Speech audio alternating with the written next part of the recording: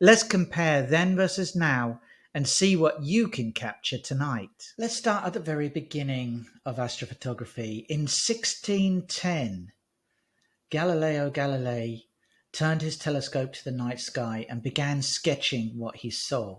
In those days, there was no photography. His drawings of the moon revealed craters and mountains, features no one had ever seen in such detail before. But Galileo didn't just stop there.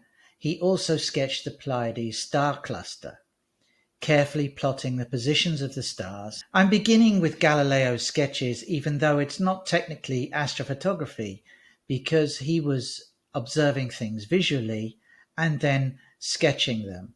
But this was the only way that you could depict an image that you got from an astronomical tool like a telescope. Here's my own image of the moon, taken with a Celestron 130 SLT telescope, and my shot of the Pleiades. The difference in detail and clarity is incredible compared to what Galileo could capture with his simple telescope and a steady hand. But of course, before I go any further, I'd like to say that we're not really comparing apples with apples, because we have photography and we've come such a long way, whereas Galileo was sketching by hand. Perhaps I could have made an effort to actually sketch what I photograph by hand, and then it might be a more appropriate comparison. But I don't think so. We're talking about just how far modern astrophotography has come since the early days. And it does all start, I think, with these sketches from Galileo. The first time I got my telescope, I began, of course, with the moon, and it is a wonderful thing to image. But Pleiades is something else. Pleiades was my first effort at a deep sky object and capturing nebulosity. And I must admit, just visually seeing it through my telescope was an amazing thing. Even visually through a telescope, you can begin to see some of those blue halos around the stars.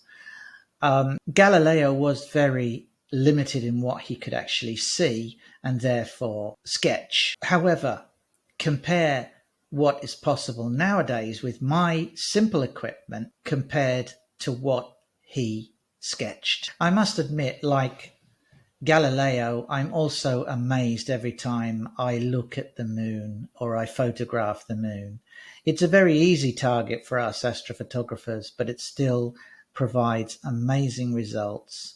And as our nearest neighbor in the cosmos, it's well worth studying it and taking the time to look at it when it's full or waxing and waning. Let's fast forward now to the 1800s and we can meet Draper, who was really one of the first ever astrophotographers in history.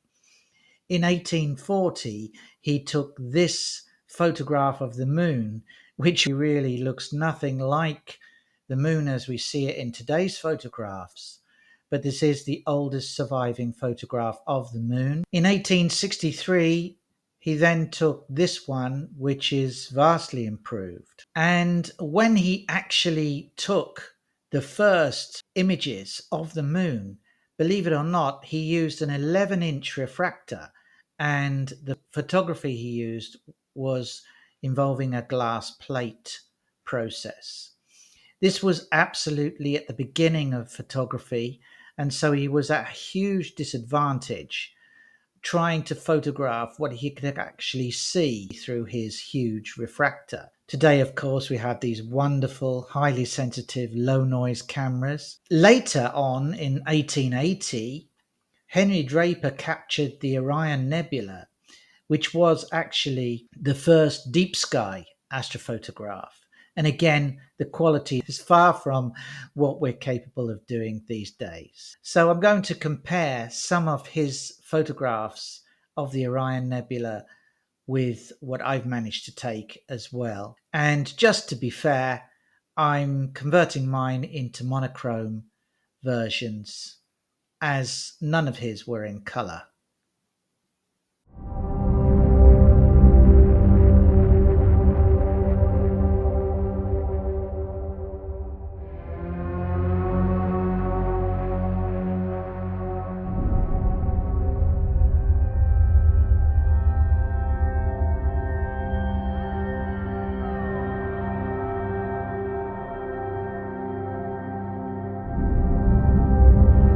Now let's talk about one of the most iconic and mysterious objects in the night sky, the Horsehead Nebula, also known as Barnard 33.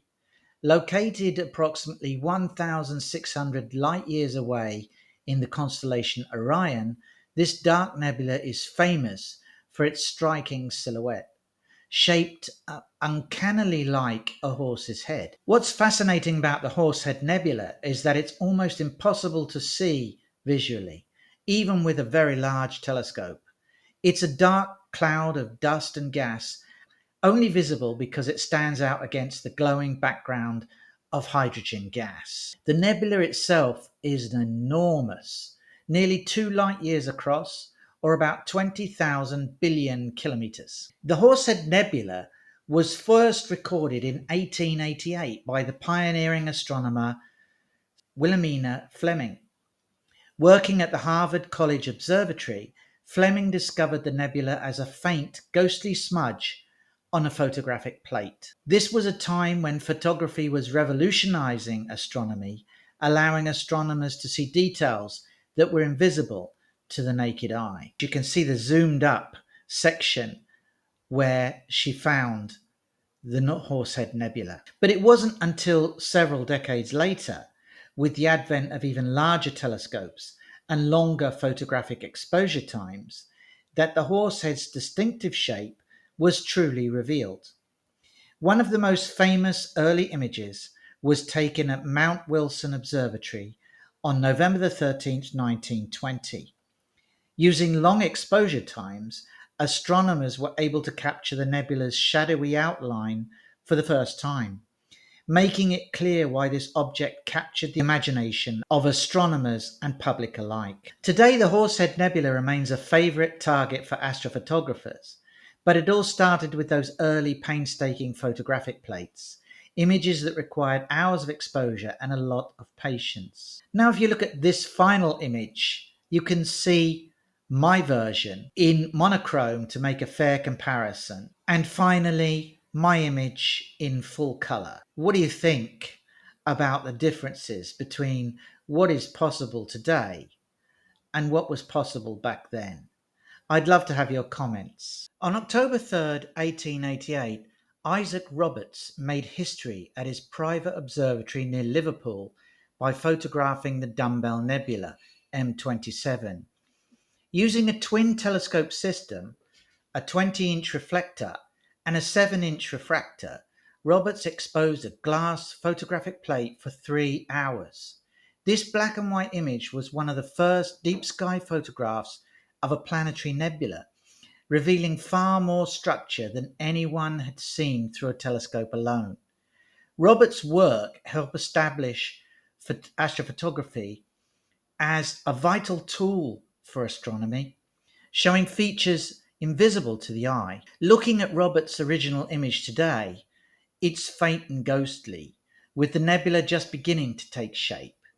In contrast, my modern image of the Dumbbell Nebula reveals vibrant colours and intricate details Roberts could only imagine. Now let's talk about one of the most important key differences between the historic and modern astrophotos: image stacking. The old glass plate photographs were single exposures, one long shot on a single plate. Today we can take dozens or even hundreds of shorter exposures and combine them using software, a process we call stacking.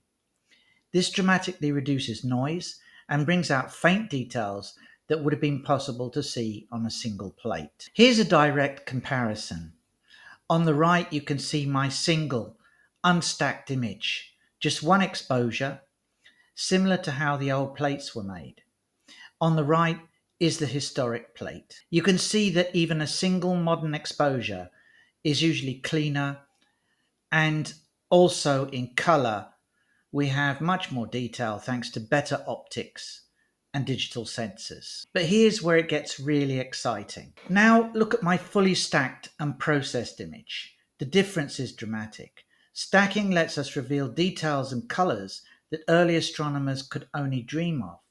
It's one of the biggest leaps in astrophotography, and it's all thanks to digital technology. You can see on the left Henry Draper's image in black and white was a single 137-minute exposure, I took 81 2-minute exposures and I stacked them using Cyril, which is a free software, on my laptop.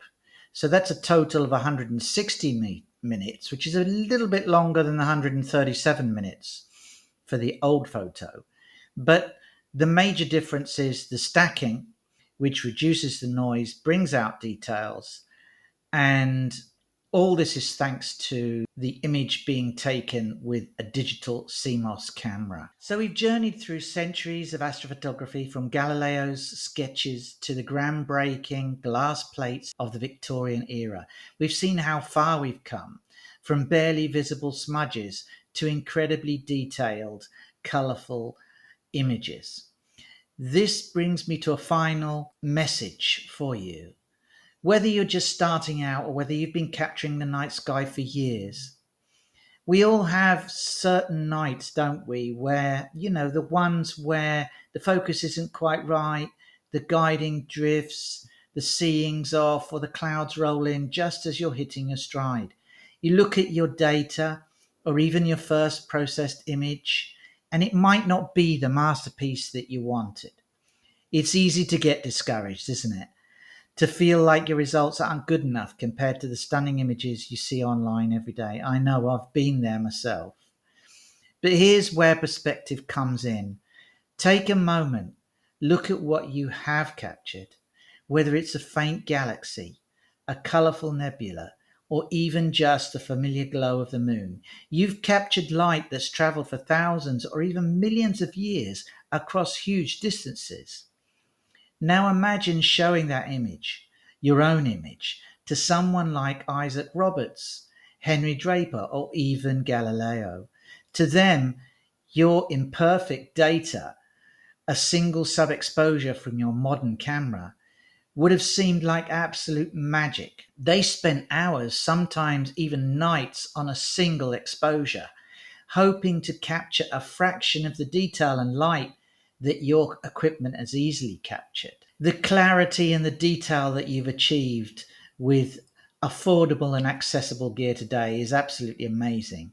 So next time you're feeling a bit down about your astrophotography, remember that you're wielding tools that would have been considered pure magic and sorcery by the pioneers of this art. And that in itself is truly amazing. Keep looking up, keep shooting, and above all, appreciate the incredible astrophotography that you're able to do from your backyard. By the way, what's one historical astrophotography image or story that truly inspires you to carry on with your astrophotography? I'd love to know, so please let me know in your comments below. If you enjoyed this video and found it helpful, please consider giving this video a like and please subscribe to the channel. It really helps me continue to produce these videos and explore more fascinating topics from the universe with you all out there. Thanks for watching and join me on the next one.